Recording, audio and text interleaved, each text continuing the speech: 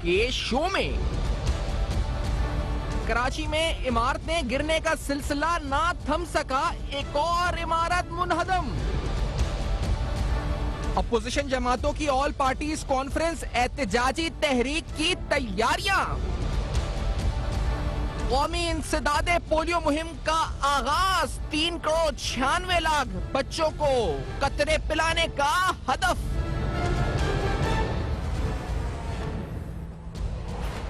अस्सलाम वालेकुम। बस पर्दा हकायक सनसनीखेज इंकशाफात प्रोग्राम बेनकाब में हूं आपके साथ सैफान खान। आज एक फैक्ट्री की छत गिरी है इस पर शहर में, शेरशाह में साइट का डोमेन है ये इलाका, और ये इस शहर में 5वां वाकया इस साल आप कह सकते हैं। और गुज़श्ता 72 घंटों में जो हमने देखा था, 2 हादसा हुए थे।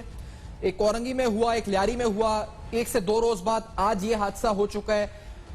इस शहर में जो इमारतों का जाल है, इसकी रेगुलेटरी बॉडीज जो हैं उनको क्या करना चाहिए, ये सवाल हम प्रोग्राम में उठाएंगे। आज एक बार फिर ये बिल्डिंग गिरी है, इसमें अल्लाह का लाख लाख शुक्र है, लाख लाख शुक्र है कि यहां पर मजदूर जो थे, क्योंकि जुमे की ये नमाज का वक्फा था, नमाज का और खाने का वक्फा था, तो मजदूर वहां नहीं थे जो बताया गया, जिस वजह से यहां पर जो ट्रैप में ज्यादा मजदूर नहीं आए, जानी नुकसान इतना ज्यादा नहीं हुआ। लेकिन खुदा ना खास्ता ये रेजिडेंशियल एरियाज में जो मुसलसल सिलसिला जारी है, इसकी रोकथाम के लिए आखिर करना क्या चाहिए, ये सवाल उठाते हैं प्रोग्राम में।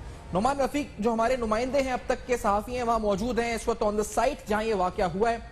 और हमारे साथ अली मेहदी जुमान है, SBCA के सिंध बिल्डर कंट्रोल अथॉरिटी के प्रोग्राम में साथ मौजूद है। मैं आपको बताते चलूं कि एडमिनिस्ट्रेटर कराची इफ्तिखार शलवानी साहब कुछ देर कबल वहां गए हैं, उन्होंने वहां का दौरा भी किया इस जगह का। लेट्स सी कि उन्होंने क्या कहा है, आपको सुनाते भी हैं, देखें। ये बहुत एक अफसोस की बात है कि एक और बिल्डिंग, बल्कि ये एक खुदा का शुक्र है कि ये कोई ऐसी जगह नहीं थी कि जहाँ इंसान लोग, कोई फ्लैट्स थे जहाँ लोग कोई रह रहा था। ये कोई एक बिल्डिंग का, एक इंडस्ट्री का हिस्सा था जिसमें कोई मजदूर वगैरह थे, और वो भी ब्रेक का टाइम था, वो लोग बाहर गए हुए थे। तो इसमें अब तक 1 या 2 जख्मी हैं, खुदा का शुक्र है अब तक हमें कोई कैजुअल्टी की इतला नहीं मिली है। और इसमें जो इसके साथ जो मुल्का बिल्डिंग्स हैं उनके खिलाफ भी मैंने अभी DC साहब मौजूद हैं इधर, और बिल्डिंग कंट्रोल अथॉरिटी के भी लोग मौजूद हैं कि अगर इस किस्म की और बिल्डिंग्स इस इंडस्ट्रियल एरिया में मौजूद हैं तो उनको डेलिबरेटली तौर पे हम गिराएंगे ताकि ये कोई वाकया ना हो और किसी नुकसान ना हो। इफ्तिखार शलवानी साहब की ज़बानी आपने सुना। नुमान, ये इन्होंने बताया मुकदमा दर्ज होने का, फैक्ट्री ओनर, बिल्डर, कॉन्ट्रैक्टर, किसी के खिलाफ मुकदमा दर्ज होने जा रहे हैं नुमान साहब?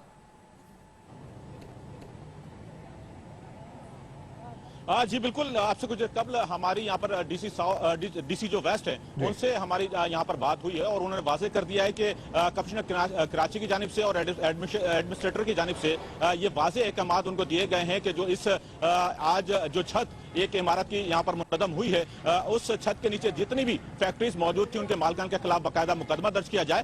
तो यहाँ पर उनकी जानिब से बताया गया कि उनकी जानिब से इंक्वायरी जो है वो मुकम्मल की जा रही है, और इंक्वायरी मुकम्मल होने के बाद बाकायदा उनकी जानिब से एक मुकदमा जो है मुताल्लिका थाने के अंदर दर्ज कराया जाएगा। और बताया जाता है कि ये 3 फैक्ट्रीज जो है वो इस छत के नीचे जो है वो अपना काम अंजाम दे रही थी, और ये भी बताया गया है कि इस शिफ्ट के अंदर मजमूई तौर पर 36 अफराद जो हैं वो इस छत के नीचे जो है वो काम कर रहे थे। और जब यह हादसा रूनुमा हुआ, खुशकिस्मती से ये तमाम तर अफराद इस जगह से जो है वो दूसरी जगह मुंतकिल हो चुके थे। उसकी वजूहात कुछ इस तरीके से बताई गई हैं कि एक जो फैक्ट्री यहाँ पर काम करी थी इस छत के नीचे, बाकायदा वहां पर कपड़े को रंगने का काम जो है वहां पर जारी था। वहां पर तकरीबन 20 अफराद जो है अपने खदमात अंजाम दे रहे थे। इसी तरीके से एक जगह के ऊपर जो है प्लास्टिक के शॉपर जो है उनकी तैयारी का अमल जारी था, वहां पर 9 अफराद जो है वो काम कर रहे थे। इसी तरीके से बर्तन बनाने की एक फैक्ट्री, जो प्लास्टिक के जो बर्तन बनाए जाते हैं, उनके 7 अफराद जो है वो उस वक्त वहां पर काम कर रहे थे।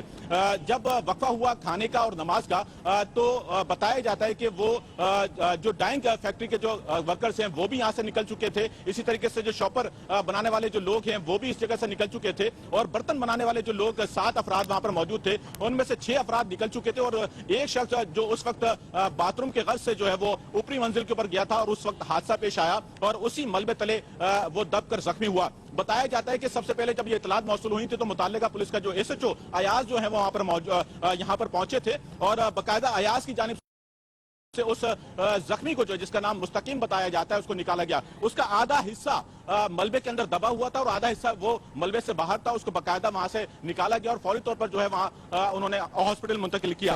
अब हम ये अपने नाज़रीन को बता सकते हैं कि डीसी साउथ और तमाम तर जो आला हुकाम है जिसमें कमिश्नर और एडमिनिस्ट्रेटर शामिल हैं उनकी जानिब से अहकाम दे दिए गए हैं कि इन मालकान के खिलाफ मुकदमा दर्ज किया जाएगा। जी मुकदमा दर्ज किया जाएगा। लेकिन अली मेहदी साहब तर्जुमान एसबीसी से आते हैं। अली मेहदी साहब, ये आपका डोमेन तो नहीं है साइट, लेकिन अभी जिससे एडमिनिस्ट्रेटर का शॉट भी हमने सुनाया, उन्होंने कहा हम बिल्डिंग चेक करवा सकते हैं, बिल्डिंग कंट्रोल के लोग यहां पर हैं।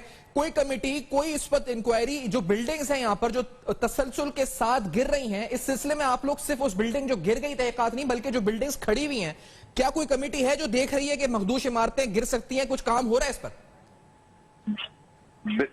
बिस्मिल्लाहिर्रहमानिर्रहीम। देखें, ये जो आज इमारत गिरी है, जो फैक्ट्री गिरी है, ये साइड के एरिया में ये फैक्ट्री आती है और इसकी तमाम कंट्रोल अप्रूवल बिल्डिंग प्लान से लेके विजिलेंस तक जो है और इसकी कंप्लीशन देने ये साइड का है, ठीक है, ये साइड का है, हमारा नहीं है। मगर क्योंकि कराची है और इसमें बिल्डिंग गिरी, हमारे लिए अफसोसनाक बात है।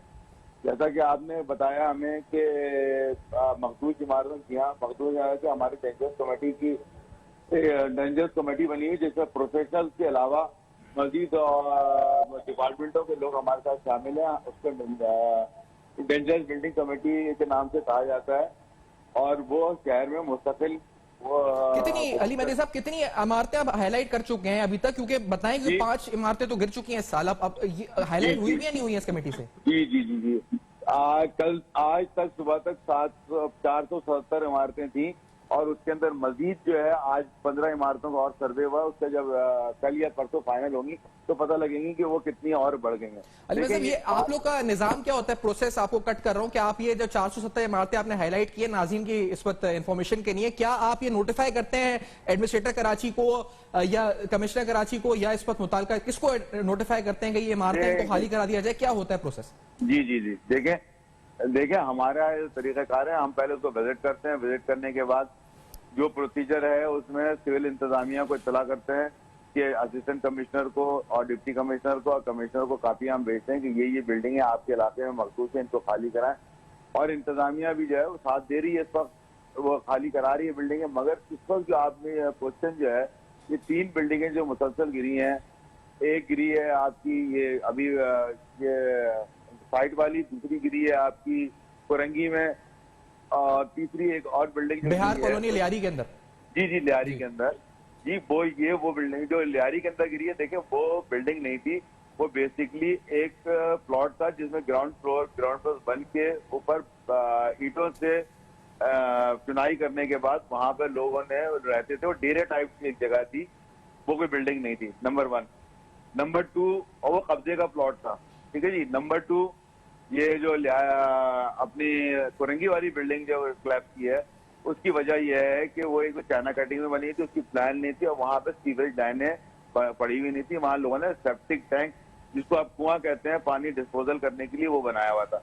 अच्छा, वो कई सौ मकान है, उनके बीच में जो है वो कुआं लीक कर गया है और लीक करने के बाद उसकी अड़ोस पड़ोस की जितनी और बिल्डिंग है वो उन इमारतों में शामिल थी जो 470 इमारतें आपने हाईलाइट की? नहीं जी, हमारे पास नहीं, हमारे पास जब तक नहीं, हमारे पास देखें हमारे। लेकिन अली मेहदी साहब, मैं जो वजह है वो तो हमें पता चलती है, बाद में इंक्वायरी कमेटियां बनती हैं, लेकिन मसला ये है कि जब चाइना कटिंग या प्लॉट बेचकर, उसमें तो आपके अपने ऑफिशियल्स भी, हमें सबको पता है कि इस वक्त किस तरह से इमारतें बनती हैं, नक्शे मंजूर होते हैं, तो उन चोरों के खिलाफ आप लोग कोई कार्रवाई करते हैं?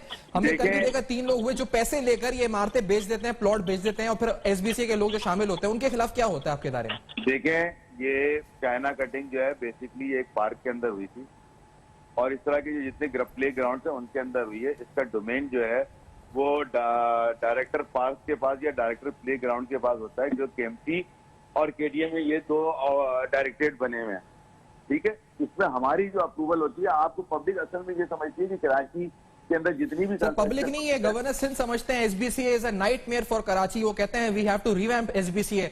वो गवर्नर सिंध भी ये समझते हैं, पब्लिक क्या समझेगी? Governor Sindh is the highest official, वो समझते हैं कि आप लोग you are a nightmare for Karachi. मैं क्या समझूंगा, पब्लिक क्या समझेगी? मैं आपसे अर्ज कर रहा हूँ ना, मैं आपसे अर्ज कर रहा हूँ, मैं अर्ज कर रहा हूँ कि ये जो लोगों को यही थोड़ी सी हमारी गलतफहमी है। कराची का 38% एरिया जो है वो हमारे पास है, बाकी मुख्तलिफ डिपार्टमेंट, मुख्तलिफ और इदारे उनके पास है। ठीक है, उसके अंदर आपका जो जो एरिया हमारा आता है, हम वहाँ बजट 90% करके और वहाँ पे हम मुस्तकिल पूरे साल का प्रोसेस होता है, ये टूट रही होती है। ठीक है, 38%। नुमान, मैं आपसे पूछूंगा, नुमान ये मुझे बताएं, क्योंकि अब जो मुकदमा दर्ज होगा ये तो खैर एसबीसी का नहीं है, लेकिन अब जो तहकीकात के लिए कमिश्नर ने कहा है कि बिल्डिंग कंट्रोल के लोग भी देखेंगे इसको आके। जी बिल्कुल, ये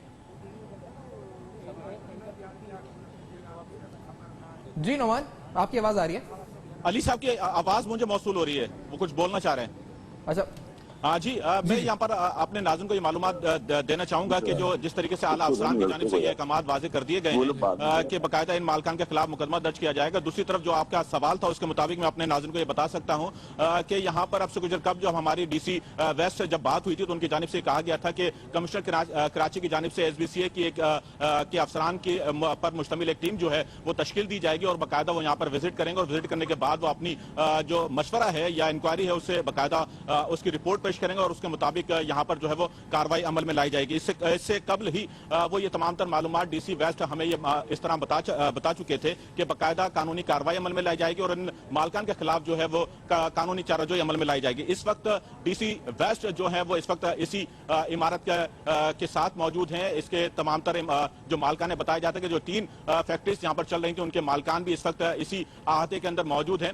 पुलिस यहाँ पर मौजूद है और इस वक्त इंक्वायरी जो है वो डीसी वेस्ट की जानिब से की जा रही है और इंक्वायरी मुकम्मल होती है तो हमें ये बताया गया है कि हो सकता है कि आज ही इन तीनों मालकान को जो है वो यहाँ से हिरासत में लिया जाएगा और हिरासत में ले जाने के बाद थाने मुंतकिल करके इनके खिलाफ मुकदमा दर्ज किया जाएगा और इनको कल अदालत में पेश कर दिया जाएगा। और इससे कबल जो हुई है कोई गिरफ्तारियों के नुमान, ये बार बार पैदर पे वाकयात हो रहे हैं। आज जो यहाँ पे एडमिनिस्ट्रेशन आई हुई है ये कह रहे हैं कि बिल्डिंग नोटिफाई होती है, तो क्या वाकई में कुछ कमिश्नर डीसी सीरियस नजर आ रहे हैं इस वक्त कुछ इनको रोकने के लिए इन मामलात को? हाँ जी बिल्कुल, अब से कुछ देर कबल ही यहाँ पर कादिर पटेल जो है आए थे और उनकी जानिब से वाजे किया गया था कि हुकूमत सिंध की जानिब से ये वाजे अहकामात तमाम डीसीज को दिए गए हैं कि शहर के अंदर जो मखदूश इमारतें इस वक्त मौजूद हैं उसका मुकम्मल रिकॉर्ड जो है वो फराम किया जाए और उसके साथ साथ बारिशों के बाद जो मजीद इमारतें मखदूश हुई हैं बाकायदा पूरे शहर का जो है वो एक बार फिर जो है वो सर्वे किया जाए और वो तमाम तर डिटेल जो है जमा करने के बाद हुकूमत को दी जाए। बहुत शुक्रिया नुमान आपका और अली मेहंदी साहब आपका। मुझे ब्रेक की तरफ बढ़ना के बाद ऑल पार्टीज कॉन्फ्रेंस और फिर ऑल पार्टी कॉन्फ्रेंस से पहले एक पार्लिमानी कॉन्फ्रेंस, ये तमाम गुफ्तगू होगी। सियासी नुक्ता नजर से भी समझेंगे, दिफाई तजनिगार भी एक साथ होंगे प्रोग्राम में कि इस वक्त क्या होने जा रहा है इस मुल्क में, सियासी हलचल है। इस ब्रेक के बाद करेंगे बेनकाब, हमारे साथ होगा।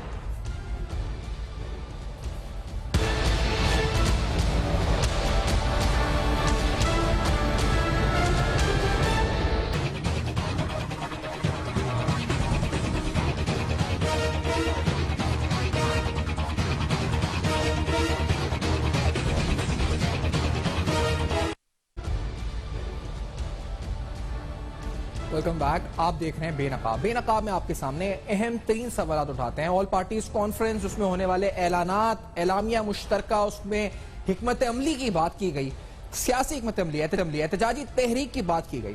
आज हुकूमत की तरफ से जवाब दिया गया, हुकूमती वज़रा की तरफ से प्रेस कॉन्फ्रेंस हुई, वज़ीर आज़म इमरान खान साहब का एक मौक़िफ़ सामने आया, इसे भारतीय साजिश से भी तशबीह दी गई और कहा गया कि किस तरह के इल्जामात मुल्क की अस्करी क़यादत इदारों के ऊपर लगाए गए पाकिस्तान की जो ऑल पार्टीज कॉन्फ्रेंस में बैठी सियासी क़यादत की तरफ से। इसके साथ साथ हमने देखा कि एक और बात जो शेख रशीद साहब से मंसूब है, जो आगे प्रोग्राम में हिस्सा भी होंगे हमारा, जो पार्लिमानी रहनुमाओं की एक मुलाकात गिलगित बल्तिस्तान को सूबा बनाने के हवाले से हुई है, इस पर भी इस वक्त अस्करी क़यादत की कुछ पार्लिमानी रहनुमाओं से मुलाकात हुई और यहाँ पर भी एक पैगाम अस्करी क़यादत की तरफ जो है इस वक्त जोड़ा गया कि उनकी तरफ से कहा गया कि किसी सियासत का हिस्सा इदारे बनना नहीं चाहते हैं।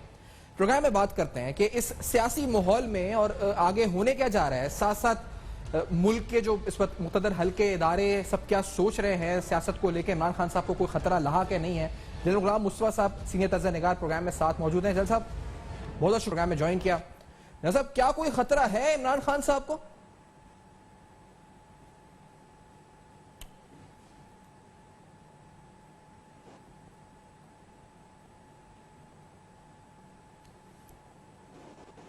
नहीं, मेरा नहीं ख्याल अगर इमरान साहब को खतरा है तो सिर्फ अपने आप से पार्टी से है, बाकी वरना जहां तक अपोजिशन का तारीख तो बताती है कि इनके बारे में जितना की जाए उतना, क्योंकि ये तो इस काबिल नहीं है आ सकते हैं, क्योंकि आप देखिए गुज़श्ता चंद माह के जो परफॉर्मेंस है इनकी, जो भी लेजिस्लेशन गवर्नमेंट लेके आई है वो पास कर गए। हालांकि इनकी मेजोरिटी अगर सेनेट को इसको मिला के देखेंगे मेजोरिटी है, अपना नेशनल असेंबली में भी इनकी मेजोरिटी है, अगर ये चाहें तो कुछ कर सकते हैं ये, लेकिन ये करना चाहते नहीं, एक दूसरे पे इत्तेमाद नहीं है इनको, नंबर एक। नंबर दो, जमहूरियत की जो ये इतना ज्यादा इनको दर्द उठता है, इन किसी भी सियासी पार्टी जो बैठी हुई थी यहाँ में, किसी में भी जमहूरियत की पैदावार है, और इनमें से जो दर्द कॉमन है इनका क्या, इनका कॉमन दर्द ये है कि इनके सब के ऊपर कोई ना कोई केस बना हुआ है, कहीं ना कहीं फंसने का चांस है।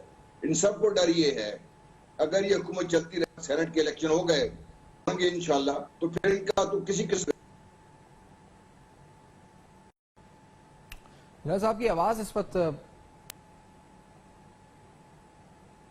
जनरल साहब आपको मेरी आवाज आ रही है? जनरल साहब की आवाज में इस वक्त कुछ मसला है, इस वक्त हम कोशिश करेंगे कि राब्ता इनसे बहाल कर सके। जनरल गुलाम मुस्तफा साहब प्रोग्राम में साथ मौजूद हैं। अहम तरीन सवालात और ऑपोजिशन की ऑल पार्टीज कॉन्फ्रेंस के हवाले से, तो जैसा अगर आपको आवाज है ये बताइएगा, क्योंकि जो कॉन्फ्रेंस हुई इसमें जो एलामिया है, आप कह रहे हैं कि इसको सेनेट इलेक्शंस और तमाम चीजें हैं, तो क्या ये वाकई में कोई तहरीक बनेगी, यानी लॉन्ग मार्च, धरना, ये सब कुछ होगा, या फिर ये सिर्फ बयानबाजी, जुमे के जुमे जलसे और बस यहीं तक खत्म होगा? क्या एक्सपेक्ट कर रहे हैं? देखिए, आप देख लीजिए, पीस पार्टी जो सिंध में जलसे नहीं कर सकती, क्योंकि जो सिंध में उनकी परफॉर्मेंस है वो सबके सामने है। नून लीग पंजाब में कुछ कर सकती, कर लेती वो, हालांकि इनके पास काफी स्ट्रेंथ है, यहाँ पे मौलाना है, उनके पास स्ट्रेंथ है, लेकिन वो बहुत लिमिटेड है और उसका एक बहुत लिमिटेड बेस है, उससे ज्यादा वो कर नहीं सकते, क्योंकि जब वो खड़े होंगे तो उनके मुकाबले में ये दूसरे जो हमारे लोग हैं, इसी मजहबी मुख्तलिफ किस्म के निमकता फिक्र लोग हैं, उनकी मेजोरिटी है। तो इनमें से किसी के पास वो स्ट्रेंथ नहीं है जो इस मुल्क को लेट्स से, अगर ये समझते हैं कि सारा कुछ खराब है, इसको ठीक करके आगे लेके जाने की, क्योंकि ये सब किसी ना किसी तरीके से किसी ना किसी स्टेज पर उन्हीं चीजों की पैदावार है जिसके बारे में शिकायत करते नजर आए हैं ये सारा कुछ। तो इस बारे में मेरा ख्याल है कि ये जो कहते हैं स्टॉर्म ठीक कल उठा है एक उसका, वो इंशाल्लाह सेटल हो जाएगा, और मुल्क के मामलात जो लग रहा है यूं कि अब थोड़ा बहुत बेहतरी की तरफ जा रहे हैं, तो इंशाल्लाह उस तरफ तो गामजान रहेगा मुल्क।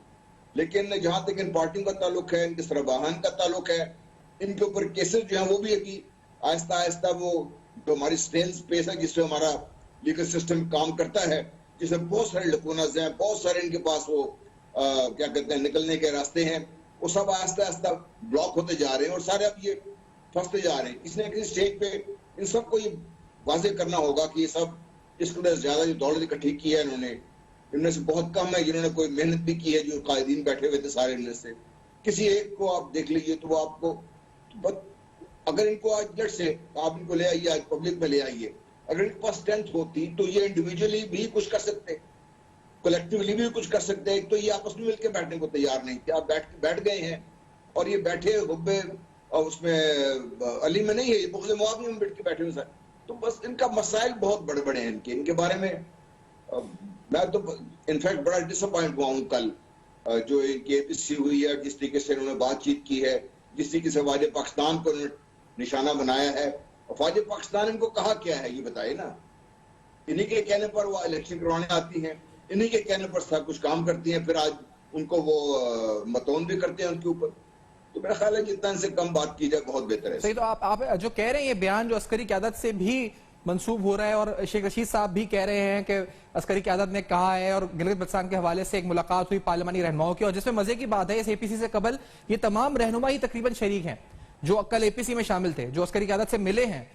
उस मुलाकात में कहा गया कि ये पैगाम दिया गया कि हमें सियासत से अलग रखा जाए, आप इलेक्शन भी खुद करें, आप तमाम मामला खुद देखें और हमें इन्वॉल्व ना करें। ये क्या पैगाम था जनरल साहब, और इससे क्या किस तरह आप इंटरप्रेट कर रहे हैं? देखिए, ये फौजी क़यादत को बड़ा इस बारे में बड़ी क्लियर थी कि ये सारी जो एपीसी हो रही है इनके पास चूंकि और कोई प्लान नहीं है, मुल्क की बेहतरी के लिए कोई काम करने का इनका इरादा नहीं है, तो इनके पास वाइस के कि फौज पाकिस्तान को, एस्टेब्लिशमेंट को, मुल्की इदारों को बदनाम करें, और इनके पास कोई चीज वाज़ेह नहीं है। तो वो इसलिए इनसे बात की गई है। मेरा ख्याल है वो जो सब जाके बैठे हैं फौज पाकिस्तान के सरबराहान के साथ, वो बजाते खुद इस बात का सबूत है। ये जो कल उन्होंने जो भी एलामिया जारी किया है वो सिर्फ एक पंजाबी के एक मिसाल है कि गोमनो तो मिट्टी चाड़ने वाली गल है। उसके अलावा इनके पास देखिए कि कौन इनमें से किसके पास पाकिस्तान के लिए एक वाज़ेह पैगाम है, कौन इनमें से हुकूमत में नहीं रहा। आप सिंध का देख लीजिए, 12 साल से 13 साल से इस पार्टी तो लगातार चल रही है वहां पे। कराची की क्या हालत है, अंदरूनी सिंध की क्या हालत है। पंजाब में जब आप देख रहे हैं जब जो चीजें सामने आ रही हैं आहिस्ता आहिस्ता, और किस तरीके से पंजाब के जो वसाइल थे उनको जाया किया गया है। मैं ये नहीं कह रहा कि उनको खाया गया, उनको जाया किया गया उसके ऊपर तो वैसे इनको मेरा ख्याल है कि इनकी सबकी कुछ होनी चाहिए। और जैसे इंडियन लिंक, क्योंकि प्राइम मिनिस्टर से भी जो बयान आया है सामने वज़ीर आज़म की तरफ से भी, उसमें भी कहा गया है कि ये बैरून मुल्क एक पूरी लॉबी है जो पाक फौज के खिलाफ सरगर्म अमल है, मुल्की इदारों को बदनाम करने की साजिश नाकाम बनाएंगे, पूरी कौम के सामने ऑपोजिशन बेनकाब हुई है। फिर भारत का मिसाल दी गई है जी के क्योंकि यूएन इजलास है, इससे पहले पाक फौज को बदनाम करना भारतीय साजिश का हिस्सा है। अब ये बड़ा इंपॉर्टेंट बयान है कि यूएन इजलास से कबल बाकायदा भारत शामिल है इसमें फौज को बदनाम करने के लिए, और ये शामिल है। तो ये क्या लिंक्स है, ये तो नेशनल सिक्योरिटी रिस्क है, क्या है ये मामला? प्राइम मिनिस्टर ने एक और बात भी की है कि जब देखिए पाकिस्तान के बारे में, जो फौज के बारे में प्राइम मिनिस्टर ने बात की ना कि सीरिया की फौज कमजोर थी, सीरिया का क्या हाल हुआ, लीबिया की फौज कमजोर थी, उसका क्या हाल हुआ, इराक की फौज कमजोर थी, क्या उसका हाल हुआ। और ये हमारे लोगों को एक और आज एक सर्वे शाया हुआ है, वो पब्लिश हुआ है, जिसमें ये कुछ दिनों से पाकिस्तान के अंदर ये फिरकावारियत फैलाने की नाकाम कोशिश हो रही थी। ये तो शुक्र है कि हमारे जो जय्यद उलमा हैं दोनों मेजर फिरकों के, वो सब इस चीज को समझते हैं। उन्होंने बड़े वासे इस बारे में स्टैंड कर, आज जो पब्लिश हुआ है उसमें 80% जो सोशल मीडिया पे इस किस्म के बयान चल रहे थे आपस में लड़ाई कराने के लिए, वो भारत से आए हैं। नंबर 2, कल का जब एलानिया जारी हुआ ही है तो भारत में तो बातें खिल गई थी सबकी। जब ये नवाज शरीफ साहब की तकरीर खत्म हुई है तो भारत ने तो इसको इस कदर ज्यादा पजीराई मिली है जैसे शायद भारत को इस दुनिया की बहुत बड़ी ताकत बना दिया गया है। तो जो चीज भी पाकिस्तान में पाकिस्तान के उन इदारों को कमजोर कर रही है जिनसे भारत को खतरा है, जो भारत के इस खित्ते में जो बढ़ने के अज़ाइम हैं उनके रास्ते में बहुत बड़ी रुकावट बनी हुई है, उन सारे इदारों के खिलाफ जब भी कोई बात होगी, जहां भी कोई बात होगी, भारत न सिर्फ उसको उठाएगा बल्कि उसको इनकरेज करेगा। आप इनको सिक्योरिटी रिस्क ना भी कहिए, तो इनके जो काम है या जो इनकी जो बातचीत है उसका जब इफेक्ट देखते हैं तो आपको सामने आ जाता है। आपको याद होगा कि नवाज शरीफ साहब ने खुद ही बयान दिया था, एक तो जब इन्होंने बम्बई के बारे में बयान दिया, वो तो पाकिस्तान का इंटरनेशनल कोर्ट में भी कोर्ट हुआ। फिर जब ये लास्ट दफा टर्की से वापस आ रहे थे वैसे प्राइम मिनिस्टर, तो वहां पे उनको किसी एयरपोर्ट पर सवाल किया तो उन्होंने उसका जवाब अजीब किस्म का दिया। उन्होंने कहा कि अब साजिशें खत्म होनी चाहिए, हमें साजिशें नहीं करनी चाहिए, हम साजिशें करें। प्राइम मिनिस्टर पाकिस्तान अपने मुल्क को एक उसके खिलाफ एक FIR दर्ज करवा रहा है, तो आप इनकी बातचीत को देखिए, जो उसका इफेक्ट है उसको देखिए, तो वाज़ेह हो जाता है कि ये जो कुछ भी कर रहे हैं ये पाकिस्तान को इससे मजबूत नहीं कर रहे। इससे अपने मसाइल इनके होंगे, जमहूरियत के लिए जो भी करें ये करें, लेकिन कम अज कम अपनी बातचीत में सब चीज में इनको ये या तो करनी चाहिए ना, अगर ये कौमी कायद बनना चाहते हैं या अपने आप को समझते हैं या इन्होंने इतनी दफा पाकिस्तान में हुकूमत की है, कम अज कम इतनी तो होनी चाहिए कि इनकी बातचीत जो है वो हमारे दुश्मन के नैरेटिव को सपोर्ट ना करे, उसको मजबूत ना करे। जब वो नैरेटिव सपोर्ट होता है, जब वो मजबूत होता है, तो मैं इस समझने में यह मुजानब हूं कि शायद ये उनकी शह पर कर रहे हैं या ये उनको अपने मुल्क को इस कदर ये समझते हैं, नीचा दिखाना चाहते हैं कि दुश्मन की जुबान बोलने पर तैयार हो गए हैं। इसलिए जो अब ये काम कर रहे हैं, ये जिससे जो बातचीत कर रहे हैं, जो ये तकारीर कर रहे हैं, जो बयान दे रहे हैं, उनका अगर ये असर यही होता है कि दुश्मन का जो बयानिया है पाकिस्तान के बारे में, पाकिस्तान के खिलाफ, वो मजबूत होता है, फिर आप बड़ी इंपॉर्टेंट बात है। मैं यही बात हम फवाद चौधरी साहब से, पाकि वजीर हमारे साथ मौजूद है फवाद चौधरी साहब, जिस तरह आपने कल भी कहा कि ये तो जलसा भी नहीं कर सकते, तो अब गवर्नमेंट की हिकमत अमली कुछ है भी इनको लेकर, या आप सीरियस ले भी रहे हैं कि ये वाकई में कुछ चैलेंज दे सकते हैं, या सिर्फ ये बातें होंगी और जुमे के जुमे एक जलसा होगा एंड दैट्स इट, उसके आगे कुछ नहीं होगा? क्या एक्सपेक्ट कर रहे हैं? देखिए, पहली बात तो ये है कि जो मांगे हों कोई जेन्युइन हो तो फिर आप सोचते भी हैं कि कोई उसके ऊपर कोई अमल दरामद करना हो। अभी तो 111 पार्टीज हैं, सबकी अपनी अपनी रागनी है, किसी को नहीं पता दूसरा क्या सोचता है। और फिर इम्पोर्टेंट बात यह है कि अगर आप इनकी जो डिमांड्स हैं वो माने तो वो ये है कि हमारे केसेस ड्रॉप करो। अब मिनिस्टर साहब तो पहले ही ये कह चुके हैं कि आप कोई भी डिमांड करें सवाए इसके कि आपके केसेस खत्म करें, वो हम सुनने को तैयार है। लेकिन इनकी जो डिमांड ये है कि आप NRO दे दें और आप केसेस वापस ले दें, वो वैसे ही बड़ा मुश्किल है पूरी करना। तो फिर जाहिर है उसके बाद क्या इनके साथ बातचीत हो सकती है, बात हो।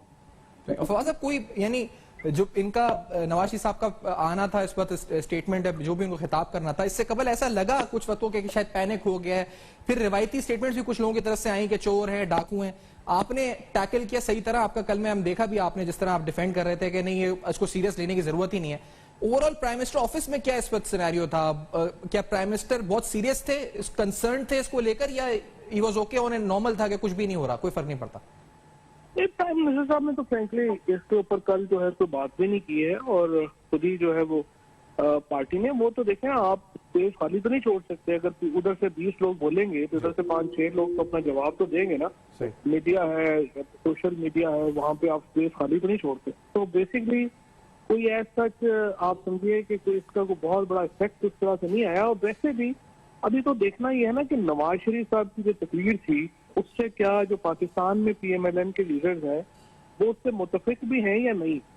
और जिस तरीके से उन्होंने इदारों को निशाना बनाया है, क्या मुस्लिम लीग नून के जो बाकी अकाबरीन हैं और जो पार्लियामेंटेरियन हैं, क्या वो नवाज शरीफ की सोच से एग्री करते हैं या ये सिर्फ मरियम नवाज शरीफ और नवाज शरीफ की सोच है? तो अभी तक तो पहले PMLN के अंदर का पता चलेगा, फिर देखेंगे बाहर क्या बात होती है। बहुत शुक्रिया फवाद चौधरी साहब, आपने ज्वाइन किया प्रोग्राम में। फवाद चौधरी साहब की गुफ्तगू आप सुन रहे हैं। जनरल गुलाम मुस्तफा साहब का भी शुक्रिया जो प्रोग्राम में। इस ब्रेक के बाद शेख रशीद साहब से बात करेंगे। शेख रशीद साहब पार्लिमानी रहनुमाओं का जो इजलास हुआ अस्करी क़यादत के साथ, उस हवाले से उनसे पूछेंगे कि क्या हुआ, क्या बात हुई, जो बता भी रहे शेख साहब, और उसके बाद भी हम बात करेंगे पोलियो मुहिम के हवाले से। इस ब्रेक के बाद हमारे साथ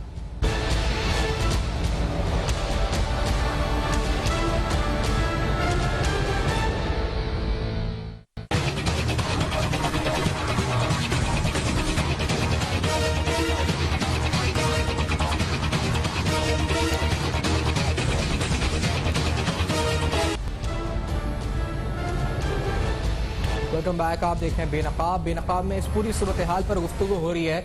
ऑपोजिशन की APC और इस APC से नतीजा क्या निकलेगा, हुकूमती हिकमत अमली क्या होगी। शेख रशीद अहमद साहब वफाकी वजीर रेलवे मौजूद हैं। शेख साहब, इस APC से कबल एक पार्लिमानी रहनुमाओं की मीटिंग भी हुई फौजी क़यादत से, आप भी शामिल रहे। फौज ने तो अपने आप को बिल्कुल अलहदा किया सियासत से, क्या पैगाम पे?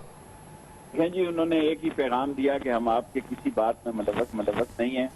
हमें अगर हुकूमत बुलाती है तो बादशाह डैम हो, वो नीलम जेलम हो, वो टिड्डी दिल हो, वो कोरोना हो, वो सैलाब हो, वो सफाई हो, वो उस सब में हम हिस्सा लेते हैं। कल आपकी हुकूमत होगी, आपके साथ भी होंगे। लेकिन कोई अगर ये समझ रहा है कि हम मुदाखलत करते हैं तो हम कोई मुदाखलत नहीं करते। गिलगित बल्तिस्तान जो है पाकिस्तान की शारक होगी CPAC की, इसके लिए हमें जो है वो जो आप फैसला करें इलेक्शन से पहले करना है, बाद में करना है। सबने यूनानिमसली ये कहा कि उसको सूबा बनाया जाए और प्रोविजनली उसको सूबा बनाया जाए। और उन्होंने उनको कहा कि हमने नैब का चेयरमैन नहीं लगाया, हमने कोई नहीं लगाया इलेक्शन कमीशन, आप ही लोग लगाते हैं और आप ही फिर बातें करते हैं।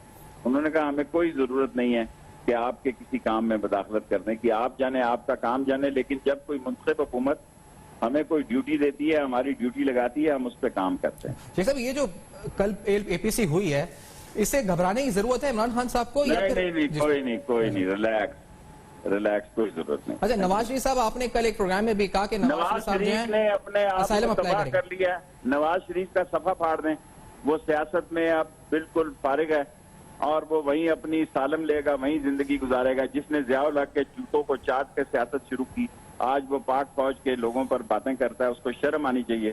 वो कब स्टूडेंट लीडर था, किस पार्टी का ओहदेदार था? सीधा वो डॉर्चेस्टर होटल की बालकोनी से वो सीधा एक्साइज एंड टैक्सेशन का मिनिस्टर बना। उसी फौज के जूते चाट के ज़ियाउल हक के वो यहाँ पहुंचा जहां आज आप बातें कर रहा है फौज के बारे में। शेख साहब, ये डील करके गए थे यहाँ से? अगर डील करके गए थे तो खामोशी देखें, अब जो कुछ भी हुआ था अब तो उन्होंने साबित कर दिया है कि अभी मैं साजिश में कामयाब हो गया हूँ, मैंने सबको धोखा दिया, मैं झूठा हूँ और मैंने बीमारी का बहाना बनाया, मैं बिल्कुल ठीक हूँ और अब वो सारी जिंदगी सालम में लंदन ही रहेगा। बहुत बहुत शुक्रिया शेख रशीद अहमद साहब, आपकी गुफ्तगू सुन रहे थे। शेख साहब की क़यादत से जो मुलाकात हुई पार्लिमानी रहनुमाओं की, अहम तरीन मुलाकात, फौज की तरफ से अस्करी क़यादत की तरफ से अहम तरीन पैगाम। और शेख साहब कहते हैं हुकूमत को घबराने की कोई जरूरत नहीं है, नवाज शरीफ जो इन्होंने बात की है कि नवाज शरीफ जो है असाइलम के लिए अप्लाई कर देंगे, शेख साहब के मुताबिक असाइलम के लिए अप्लाई कर देंगे। आफ्टर दिस ब्रेक मजीद गुफ्तगू होगी, कुछ बात करेंगे पोलियो इंसदाद पोलियो मुहिम के हवाले से भी। इस ब्रेक के बाद हमारे साथ रहेंगे।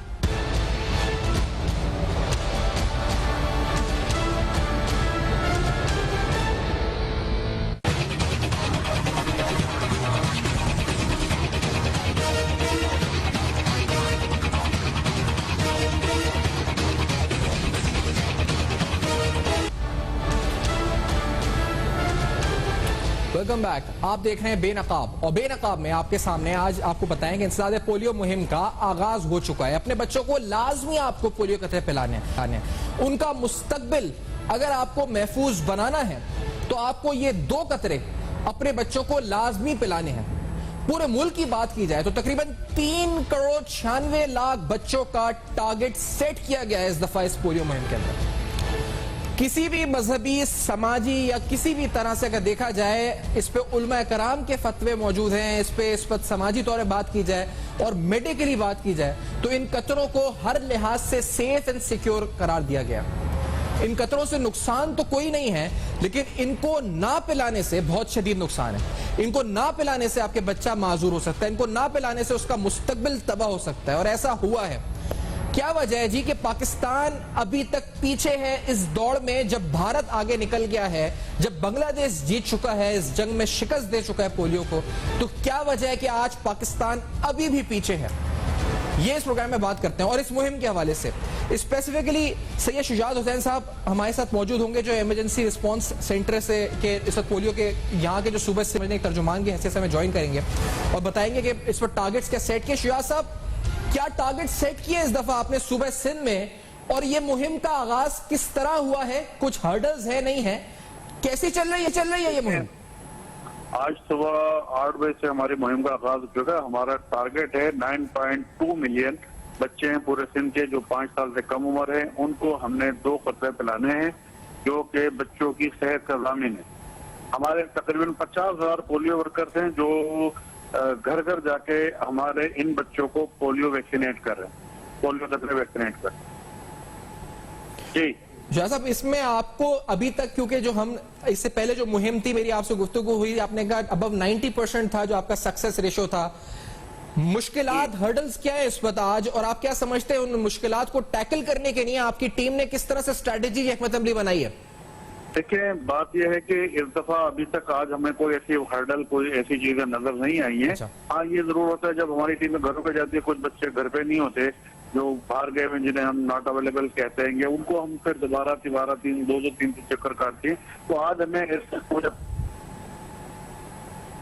तो कोई हर्डल जिसे हम कह सकें, माशाल्लाह से बड़ी कामयाबी के साथ, अल्लाह ताला का बहुत शुक्रगुजार हूँ मैं कि बड़ी कामयाबी के साथ पूरे सिंध में ये मुहिम हमारी आज स्टार्ट हो गई है कामयाबी के साथ। शाह साहब, फाइनली ये बताएं कि इस वक्त आपको पूरी कौम देख रही है, बिलखुसूस क्योंकि सिंध में आप इस वक्त इस मुहिम को कोऑर्डिनेट कर रहे हैं, यहाँ पे आप हमारे साथ मौजूद है। ये फरमाएं कि तमाम वालिदैन को जो इस प्रोग्राम देख रहे हैं, उन इस तवज्जुह से, इस चैनल के तवज्जुह से क्या पैगाम है आपका इन ड्रॉप्स के हवाले से? क्यों पिलाएं और क्यों इस पर डरे ना इस मुहिम से? आप इनको क्या पैगाम देना चाहेंगे शुजात हुसैन साहब? मेरा पूरे पाकिस्तानी कौम से ये एक मेरा पैगाम ये है, आपके चैनल के तौर से, वो अपने हर 5 साल के बच्चे को जब भी हमारी टीमें आए, बार बार आएंगी, आप उन्हें ये कतरे पिलाएं। ये कतरे जो हैं बच्चे की सेहत का ज़ामिन है। इन कतरों के तहत पिला के हमें इन अपने मुल्क को पोलियो फ्री करना है। इन कतरों में कोई गलत चीज नहीं है। ये वो कतरे हैं जो हमने मक्का में पिलाया, मदीना में पिलाया, ईरान में पिलाया, इराक में पिलाया। हमारे पास तमाम हमारे पाकिस्तान के और इंडिया के, इराक के तमाम जय्यद उलमा के हमारे पास फतावे मौजूद हैं, और इसमें कोई ऐसी चीज नहीं है। 2013 के अंदर हमें काबा पाकिस्तान तशरीफ लाए इस्लामाबाद, वो एक अपना डिक्लेरेशन देकर गए थे कि ये कतरे जायज है, हलाल है, इनको पिलाना चाहिए। लेकिन मैं मुझे बड़े अफसोस के साथ कहना पड़ता है, कुछ मुल्क दुश्मन मुनासिब है जो हमारे बेड को प्रॉब्लम करते हैं और जिसकी वजह से हमें थोड़ी बहुत परेशानी हो रही है। ये वो 2 कतरे जब हम बच्चों को पिलाया करते थे 2014 के अंदर, आप देखिए हमारे पास 306 केस थे, सिर्फ 306 केस थे। वो केस हमारे घटते घटते हम 2018 में सिर्फ 12 केसेस आ गए। लेकिन अप्रैल के अंदर फिर एक और खाने हुआ जिसमें वो हमारी कैंपेन को उससे बहुत बड़ा हिट किया। अप्रैल में जो पेशावर का ड्रामा हुआ था उसकी वजह से हमारी कैंपेन बहुत डैमेज हुई, फिर ये कोविड शुरू हो गया और अभी भी हमारे पास आज ये हम इस टाइम सितंबर में 73 केसेस अब तक आ चुके हैं। तो मेरी पाकिस्तानी अवाम से अपील है, बिलखुसूस उन वालिदैन से जिनके बच्चे 5 साल से छोटे हैं, वो 2 खतरे हमेशा हर बार पिलाएं, क्योंकि जब तक बर्फ खत्म नहीं होगा हम ये खतरे पिलाते रहेंगे। और मेरी आखिर में अल्लाह ताला से दुआ है कि अल्लाह ताला हमें इस मोदी मर से पाकिस्तान। बहुत बहुत शुक्रिया शाह हुसैन साहब, आपने ज्वाइन किया प्रोग्राम में। शाह हुसैन साहब की गुफ्तगू आप सुन रहे थे। पोलियो मुहिम का आगाज है नाजरीन, आपको अपने बच्चों को हर हाल में पोलियो के कतरे पिलाने हैं, किसी सूरत इनकार नहीं करना है। अगर आप अपने बच्चों का मुस्तकबिल महफूज चाहते हैं तो लाजमी आपको ये कतरे पिलाने हैं। For feedback you can write us on our Facebook, emails and Twitter. देखते रहेगा, अब तक अपना बहुत ख्याल रखिएगा।